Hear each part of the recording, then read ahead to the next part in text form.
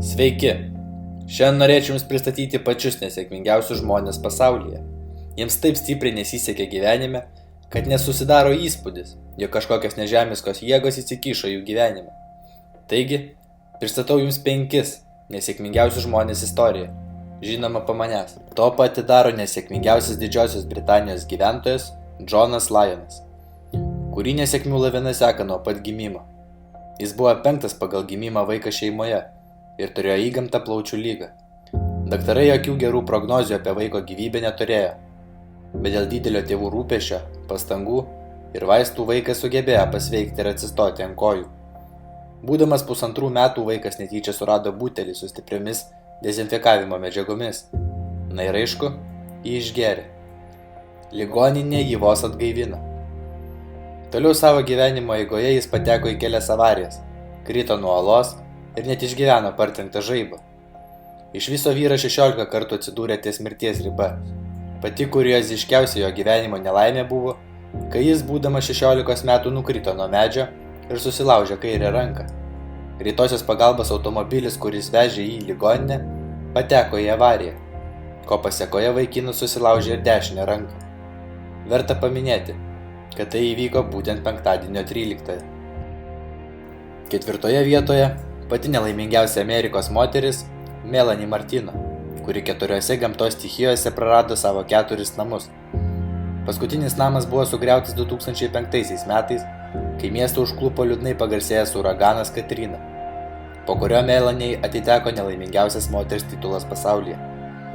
Tačiau nemalonumai moters gyvenime tuo nesibaigė. Vienos populiariausių amerikietiškos televizijos laidos organizatoriai pagailėjo nelaimingos moters ir nusprendė pastatyti jai naujus namus. Didžiulė specialistų komanda dirbo prie jos namo visą savaitę ir išleido tam apie $20 000. Pačios Melanie žodžiais, trumpam net pagalvojo, kad yra pats laimingiausias žmogus pasaulyje. Tačiau likimas nusprendė kitaip. Didžiulis uraganas Isaakas nunešė ir naujus moters namus, taip eilinį kartą palikdamas ją be stogo virš galvos.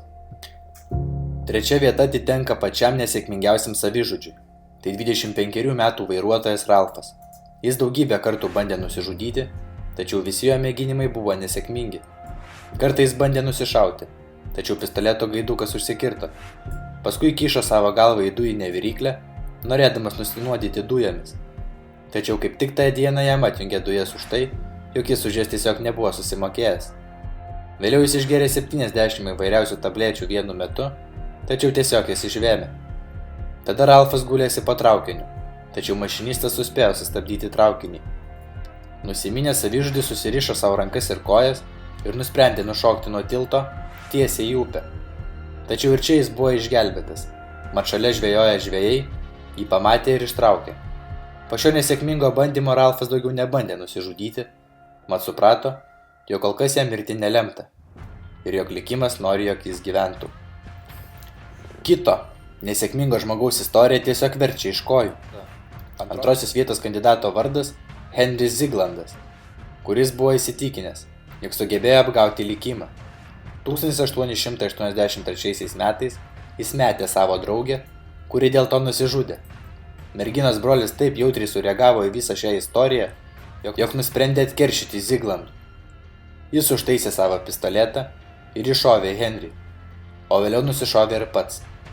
Tačiau Henris nenumirė. Kulka tiesiog įdrėskė jam į veidą ir užstrigo medyje esančiame šalia. Po kelių metų Henris sumanė nupjauti šį medį. Tačiau medis buvo toks didelis, kad buvo nuspręsta jį susprogdinti. Kaip jau nebebūtų keista, po sprogimo medyje buvusi kulka tiesiog nurikošėtino ir pataikė tiesiai į Henrį, taip jį pribaigdama. Na ir 1 vietoje majoras Summerfellas. Žmogus išgyvenęs 4 žaibo smūgius. Pirmą kartą žaibas jauną karininką partrenkė 1918 metais. Žaibas buvo toks galingas, kad majoras nukrito nuo savo arklio ir jį paralyžavo. Tačiau po kurio laiko vyras pilnai atsigavo. 1924 metais Summerfello laukė eilinis išbandymas. Antrą kartą žaibas jį partrenkė žvejybos metu, ko pasėkoje dešinė vyro pusė buvo visiškai paralyžuota. Bet jau po 2 metų vyras tiek sutvirtėjo, kad vėl sugebėjo vaikščioti po parkus. Kas galėjo pagalvoti, kad vieno tokio pasivaikščiojimo metu jį ir vėl partrenk žaibas.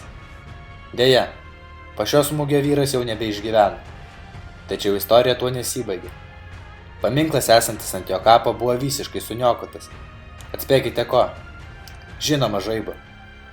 Taigi tiek istorijų šiandien. Nepamirškit pasižiūrėti mano praeitų video ir prenumeruokite mano kanalą.